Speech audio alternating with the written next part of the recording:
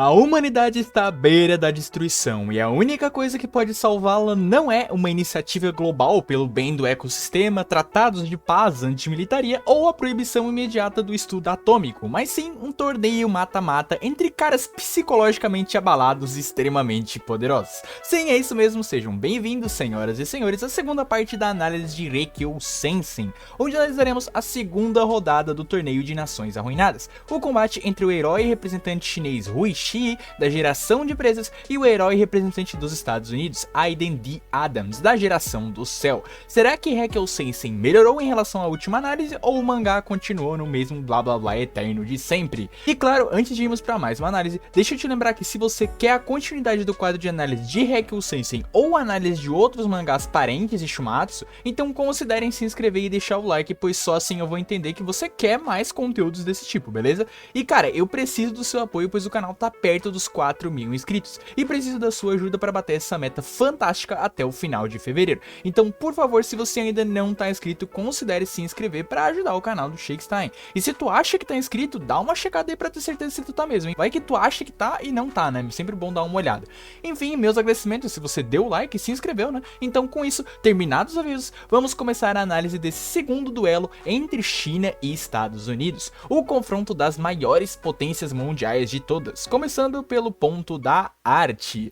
No último vídeo, um dos meus maiores elogios foi para a arte do mangá, especialmente as páginas com maior destaque artístico, como as double spreads do mangá ou splash pages únicas, mas muito bonitas, como as que estão passando aí na tela. Além disso, outras coisas como o uso da virada de página para enfatizar a surpresa foi muito bem utilizado nesse arco aqui que a gente está analisando. Não a todo momento, né, não é em todos os capítulos, e especialmente não em combate, mas fora dele o mangá brilha nesses momentos artísticos, como por exemplo nesse momento aqui do Albi, né, ou do fantasma dele, né, tanto faz, assombrando o Hasuichi. E sim, infelizmente a minha grande crítica ao nosso querido diálogo Sensei continua, e a arte reflete isso. Reikyo Sensei não tem nenhuma inspiração, nenhum brilho quando o assunto é batalha, combate, né, porrada, trocação. Boa parte dos momentos artísticos mais inspirados são em momentos de drama, né, splash pages de impacto envolvendo algumas emoções, alguma abordagem dramática dos personagens, né. Isso acontece tanto no exemplo que eu citei agora há pouco, quanto nos flashbacks de personagens dessa luta, né, o Shii e o Adams. Em momentos de drama, o mangá é super inspirado, mas na luta, mesmo com as double spreads ou quadros isolados sendo bem bonitos, eles não se prestam a ter uma boa coreografia e uma boa dinâmica de luta. Apesar de na thumb eu ter colocado que a luta é bonita, mas sem alma, não entenda errado.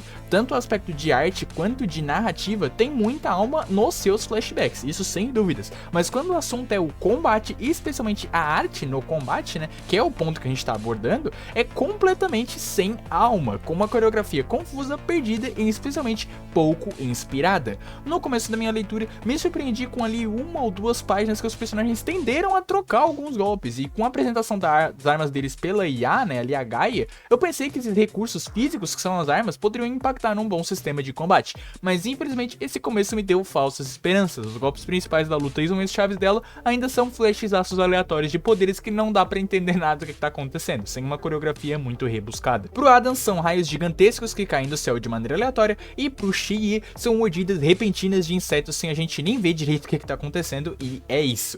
Essa é basicamente toda a coreografia da luta deles depois do primeiro capítulo. Infelizmente, o que falei e joguei de arte no primeiro combate se mantém para esse segundo aqui. Reikyo Sensei continua pecando muito no combate quando o assunto é arte. Mas será que em outros aspectos essa luta melhorou? É o que vamos descobrir, então vamos já para o ponto de narrativa. Antes de eu entrar nas maiores críticas e elogios dessa luta, eu gostaria de falar primeiro, né, de alguns pontos menores. Como muitos que leram devem ter notado, apesar do evidente foco em outros personagens, afinal, né, é uma arena battle de torneio, né, o Nishizono é sem dúvidas o protagonista do mangá, e o mangá enfatiza isso com sua participação razoavelmente comum durante a luta, né, sendo um espectador que às vezes está apenas lá para lembrar sua presença pro leitor, às vezes tece alguns comentários sobre o diálogo dos personagens na arena, e às vezes comenta sobre as condições de vitória dos duelistas. Para os que detestam mangás assim, né, de arena battle terem protagonista, deve ser bem ruim, mas para mim isso é bobagem, sinceramente. Sem dúvidas o Nishizono é um dos, se não o melhor personagem, né, o mais trabalhado desse mangá, e se eu fosse o autor eu faria a mesma coisa. Tem que dar atenção e engajar o leitor em algo que tem potencial de escrita, que é o Nishizono, né, o personagem dele, e a visão de mundo que entra totalmente em conflito com os motes principais do Torneio das Nações Arruinadas. além do Nishizono, outros personagens interrompem a luta, né? Como os lutadores da Rússia e do Vietnã, e especialmente o próximo lutador, o australiano Luke, o primeiro dos heróis representantes. E como eu já falei no primeiro vídeo, né, eu não gosto nem um pouco dessa tática de Hekkel Sensei. Esse Luke tem uma ótima apresentação e esse fator, né, primeiro dos heróis representantes, sem dúvida é muito cativante. E até aí, ótimo, né? Uma introdução que gere curiosidade e interesse do leitor nele é perfeito. O problema é, não durante o suposto clímax da luta, cacete, não durante a luta dos dois personagens. Pra que quebrar o ritmo da luta deles, tirar o foco do leitor dos dois lutadores atuais e se focar no Luke? Como ferramenta de hype, pra manter o leitor preso na história, até pode ser, mas você tá vendendo seu almoço pra comprar a janta, né? Tu tá piorando o ritmo da luta atual pra trazer hype pra próxima. Aí na próxima luta você vai sacrificar o ritmo dela pra hypar a quarta? Enfim, eu não gosto desse padrão de escrita do mangá, não, nem um pouco, pra ser bem sincero. E vale dizer, né, que apesar do Luke ter uma ótima apresentação com bastante pontos de interesse pro leitor, outro retrato desse mangá pode ser visto nessa mesma cena, que é o quanto de diálogo expositivo que esse mangá tem. Tipo, o primeiro-ministro da Austrália chega e fala: ah, é só você mesmo, o primeiro herói representante que poderia dizer isso. Tipo, cara, todo mundo nessa sala, absolutamente todo mundo nessa sala, já sabe que ele é o primeiro herói representante. Que diabo de frase é essa? Que informação antinatural entregue foi essa? Por que acrescentar essa informação num diálogo assim? Isso não faz nenhum sentido, é um diálogo totalmente antinatural. Claro, pra explicar pro leitor, né, e pra isso que o diálogo existe, por isso que ele é expositivo. Ele não é natural, ele não é uma fala natural. O cara do nada disse uma informação que todo mundo naquela sala já deveria saber.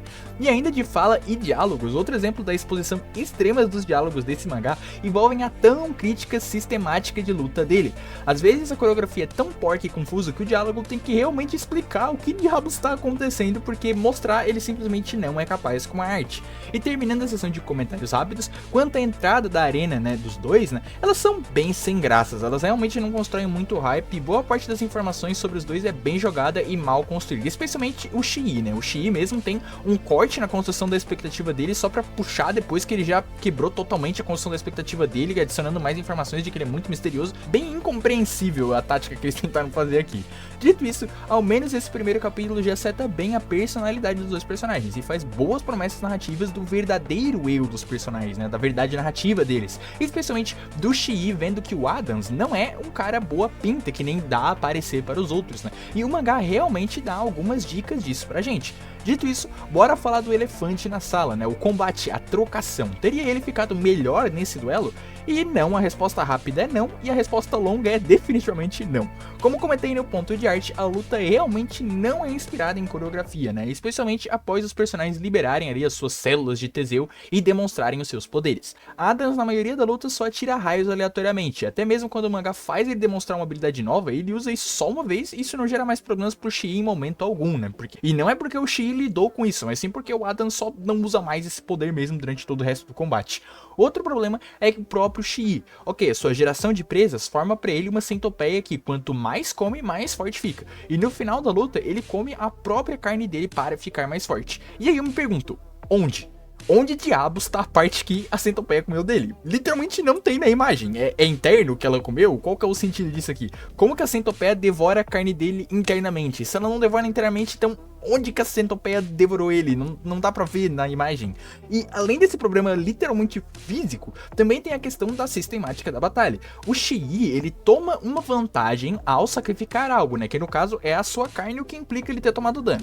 Se tivesse lidando com um bom sistema de combate, o Shii perderia algo por isso em troca de ganhar algo, né? Em troca de ganhar esse aumento de poder. E ok, você até pode me responder, mas Shake, ele perdeu algo, ele foi literalmente ferido pela sua própria presa. Mas esse algo aqui que a gente tá falando tem que ser algo que verdadeiramente impacte na luta, não um algo artificial. Se ele realmente foi ferido, então nos mostre esse ferimento e especialmente demonstre esse ferimento sendo impactante na batalha. A escrita também tem a sua própria troca equivalente, né? O personagem ganhar algo bullshit do nada já é ruim. Agora, ele ganhar isso do nada em troca de uma desvantagem artificial é pior ainda e só amplifica mais a questão das lutas desse mangá. mangás serem muito ruins. E outro problema da luta é o conceito de core apresentado lá na luta 1, né, que aqui nem é utilizado. O mangá dá uma desculpinha ali qualquer pra ela não ser uma condição de vitória dos dois, mas pô, tu apresenta o conceito no round 1 e sequer reutiliza ele como condição de vitória no round 2, não faz dele um recurso realmente recorrente no combate dos torneios, aí realmente complica, né? Por que foi acrescentar aquela informação então se você mal vai utilizar em um combate posterior? Pra mim, essa luta no quesito combate mesmo é tão ruim quanto Albi vs Nishizuno. Ela só tem a vantagem em fazer cenas mais impactantes, como quando o Adams lança seu primeiro raio ali no Shii, né? Ou ali posteriormente o flashback do Shii, onde ele basicamente manda o Hades baixar a bola, né? Apontando ali pro chão.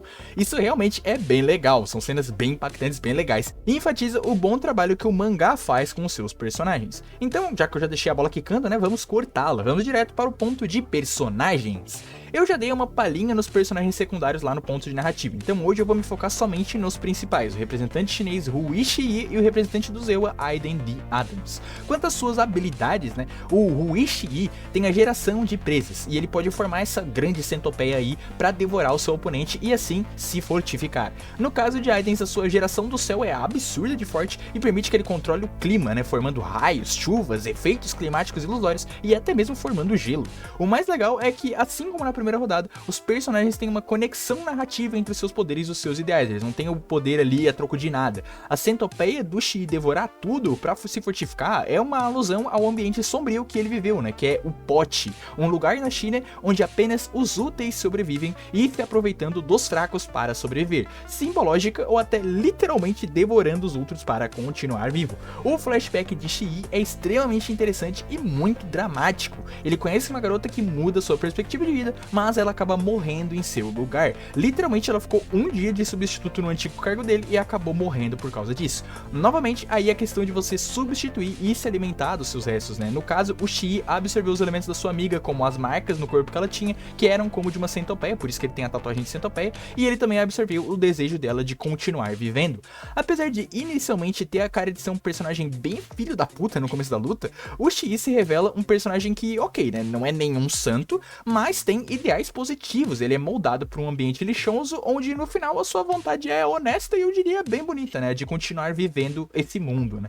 Já o Adams é o extremo oposto. Ele dá a cara, né, de ser sorridente, alegre, um herói para toda a nação, mas na realidade ele é alguém que, devido aos seus traumas e perdido em si, né, ele carrega consigo uma amarga vontade de morrer e ou de encontrar quem ele verdadeiramente é. O seu flashback se resume com ele sendo basicamente mal visto por ser um herói representante, até ele encontrar um amigo a quem ele confia, quem ele possa confiar, mas ser obrigado a matar esse amigo, pois ele era um espião do Zewa, né, ele estava entregando informações ali do Adams para outras nações. O seu flashback também é bem pesado e carrega bastante dramas e assuntos bem fortes e sensíveis, e tem a simbologia com o Ícaro, né, aquele que voou perto demais do sol e se arrependeu disso, né, e caiu, né. No caso do Adams, é alguém que buscou a felicidade que não devia, né, ele voou perto demais do sol e acabou se arrependendo amargamente por causa disso. Apesar de que pro amigo do Adams, né, a lenda de Ícaro é sobre alguém que desafia o sol.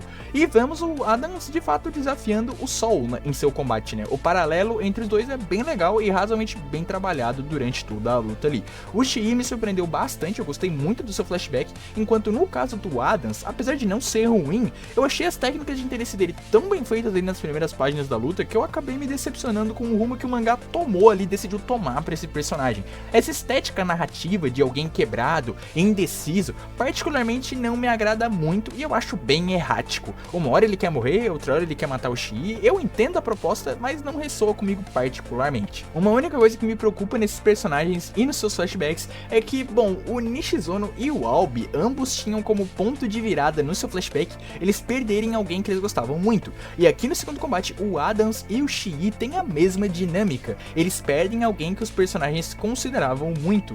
Claro, os 4 flashbacks não são iguais por causa disso, né, ou eles têm a mesma mensagem, o ponto não é esse, eles não têm a mesma mensagem, eles não são exatamente iguais, mas eles repetem esse modelo do flashback, né, o personagem tá num status quo, ele conhece alguém querido, ele se afeiçoa com esse alguém morre, o personagem quebra e ganha suas motivações nesse mundo triste e maligno. Realmente pode ser chato e cansativo pro leitor ficar repetindo esse padrão. Eu mesmo espero e torço que na terceira rodada a gente não tenha esse padrão sendo repetido de novo.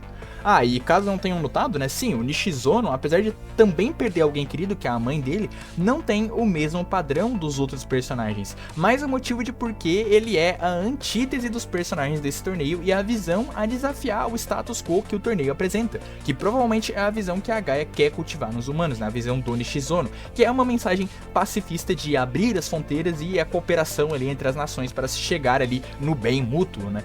No resumo, esse segundo combate tem bons personagens e um ótimo ponto forte nos seus flashbacks, mas peca nas mesmas coisas do primeiro combate. São duelos fraquíssimos, só poder de um lado pro outro, e não dá pra sustentar as lutas nisso. Pra um mangá de lutas, de ação, o Haikyuu Sensei não ter lutas joga muito contra ele, né? Um mangá de ação com uma ação fraca. Me pergunto como o autor lidaria se ele não tivesse a obrigação de apresentar novos personagens a cada 6 capítulos e ter que repetir esse modelo de torneio, e sim se ele pudesse de fato explorar o que eu vejo ser os grandes potenciais de escrita dele, que é o drama, né, e não a ação. Eu torço para que ele melhore nesse quesito de ação, enquanto mantenha ou até também melhora, por que não, né, esse aspecto de drama que ele tem como ponto forte no terceiro combate e nos combates futuros. E enquanto isso, a minha nota para essa luta será a mesma que a anterior, 5 de 10, mas tendendo a baixar a nota da obra num geral, né, para um 4 se no futuro ela não apresentar nenhuma mudança. Mas para isso a gente vai ter que esperar a terceira rodada acabar, porque por enquanto ela ainda tá em lançamento. E você, o que acha dessa luta entre as maiores potências, né, os Estados Unidos e a China? Gosta da luta ou assim como eu acho que ela tem alguns problemas bem marcantes? Comenta aí embaixo e não se esquece do like e da inscrição no canal para apoiar a nossa corrida rumo aos 4.000 inscritos e para incentivar mais análise de Haikyuu Sensei aqui no futuro quando as lutas posteriores acabarem, beleza? Como sempre, um agradecimento aos boosters do server do Discord e aos membros general de Guerra Fire TV e Nada e Imperadores Celestiais Evanchantress e Clovalho por apoiarem diretamente o canal, e os meus agradecimentos a você que ficou até aqui. Um abraço e até mais.